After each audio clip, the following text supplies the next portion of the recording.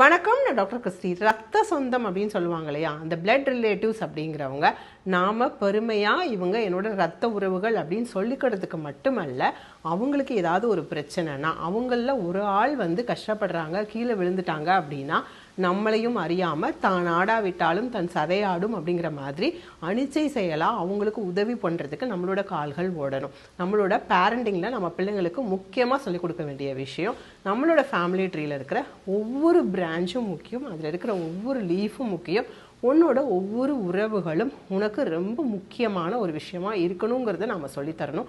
அப்படி ஒருவேளை மற்றவங்களுக்கு பிரச்சனை அப்படின்னா நாம் ஓடி போய் முன்னாடி நிற்கணுங்கிறதையும் நாம் கற்றுக் கொடுக்கணும். மற்றவங்க எப்படி போனால் என்ன, நாம் மட்டும் நம்மளோட சேஃப்டியை ஃபஸ்ட்டு பார்த்தா போதும் அப்படிங்கிற உணர்வு இல்லாமல் மற்றவங்களுக்காக நம்ம மெனக்கடணுங்கிறத சொல்லி கொடுக்கறதுல தான் பேரண்டிங் மெருகேறும்.